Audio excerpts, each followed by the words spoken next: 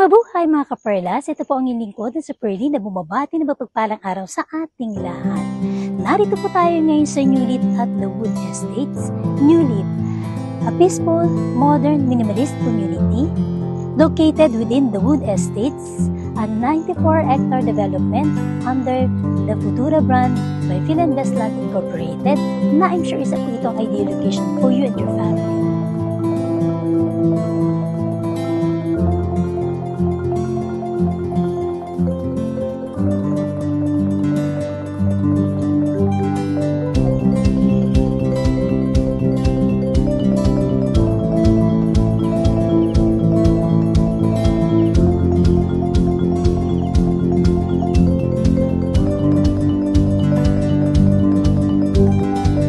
Mabuhay mga kaperlas! Ito po ang lingkod na si Pearly na bumabati ng mapagpalang araw sa ating lahat. Welcome po dito sa Dream House Edition. Malay mo, ito na ang Dream House para sa'yo. But before we proceed, gusto ko po kayong imbitahan na mag-subscribe, like, share, and hit the notification bell para ma-update po tayo sa susunod pa po nating mga videos. So narito po tayo ngayon sa Diana House Model dito po sa Newlit at The Wood Estates. So ang location po natin, dito po tayo sa Barangay Hugo Perez, 13 Martires, Cavite. So this single attached house has a lot area of 70 square meters and floor area of 37.30 square meters.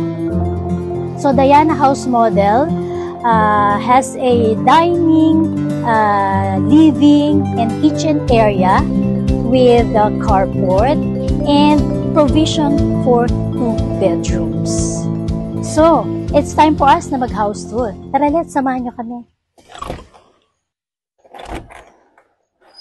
Ayan, so ito po yung ating turnover unit ng ating pong Diana model house, ano? Ito yung ating magiging living area, ito kitchen area, or dining area, and then ito naman yung ating kitchen area. So naka-tiles naman yung ating countertop, ano? May kitchen, sink naman tayo dito. Ayan. And then, dito po yung ating toilet and bath. Kompleto naman yung ating bathroom fixtures. So, ayan po yung magiging turnover natin. Okay. So, ang mga windows natin dito, no? Steel casement window. Ayan. Then, tingnan naman natin yung ating second floor. So, ang stairs natin dito, concrete, ano?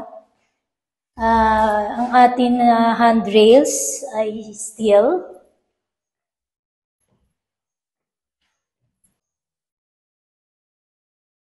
So, ayan. Ito yung ating pinaka-second floor.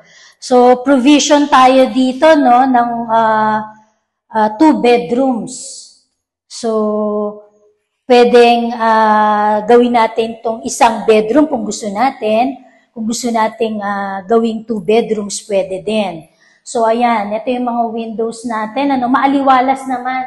Kasi, malalaki naman yung ating mga bintana dito. So, meron tayo ditong mga socket. Tapos, yung ating pong ceiling, tayo na magpapalagay niyan, ano, kung anong gusto nating style na ceiling. Ayan, may mga, ano na tayo, no,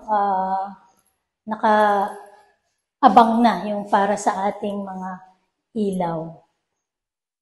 Ayan. Okay. Tingnan naman natin yung service area.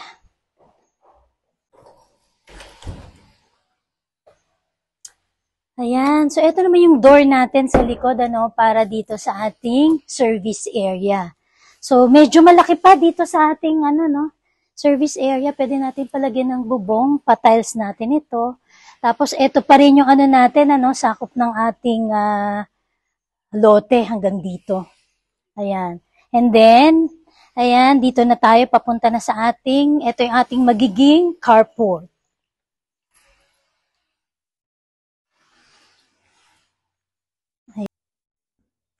Atin naman pong tingnan ang Diana dressed up unit to give us an idea kung paano natin pagagandahin yung atin pong bahay.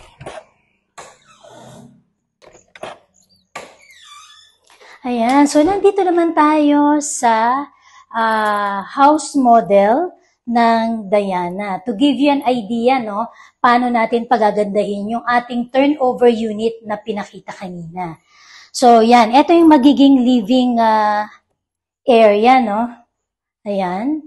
Tapos, ito yung may entertainment area dito. Naglagay sila dito ng television. Andito yung center table. Ito yung ating dining area. Ayan. So, nilagyan na nila ng split type air condition unit, And then, nandito na yung ref. Meron na din silang ginawang dito, May mga cabinet na rin dito.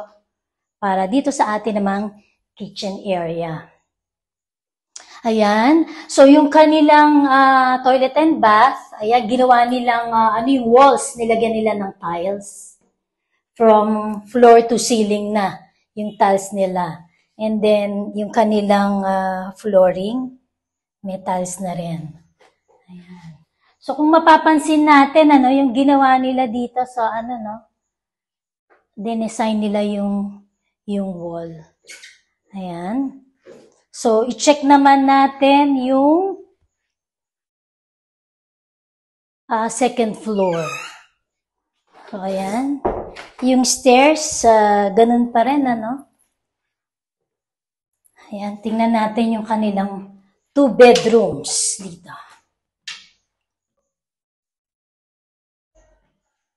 Ayan, nandito na tayo sa second floor. Ito yung ginawa nilang bedroom. Kasi may provision tayo ng 2 bedrooms.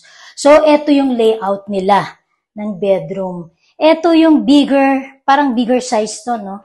Ayan, kasi ang bed size nila dito double. Double size yung bed. Tapos, ayan, may mga bintana naman tayo dito, no? Kaya maaliwalas naman. Nilagyan nila dito ng, dito. Pwede siguro itong maging, working table. Tapos, meron din sila dito, cabinet. Ito naman yung ginawa nilang second bedroom. Mas smaller size ito, no? Single bed size. Meron tayo dito. Meron tayong study table. Ayan. So, yung ginawa nilang ceiling, Ganyan ang ginawa nilang ceiling. Tapos, meron din ditong cabinet. Ayan. Ang ganda ng pagkakaano nila. Yung layout ng kanilang 2 bedroom.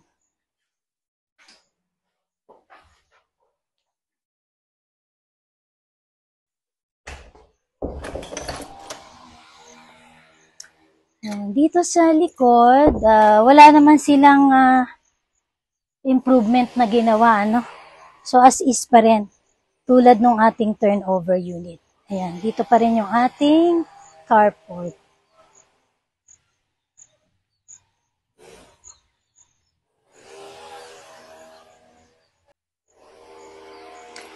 So, ayan, tapos na po tayo sa ating pag-house tour dito sa ating Diana house model na I'm sure nabigyan ko po kayo ng early idea na makakatulong po para maisakatuparan po ang inyong dream house. So, for those who are interested to own this property, you may send us a message dyan po sa contact details na naka-flash po sa inyong screen for tripping and house viewing assistance. Ito pong muli ang inyong lingkod na si Pearly na nag-iiwan sa inyong payo. Dream house mo, tuparin mo. Hanggang sa muli, kita-kits!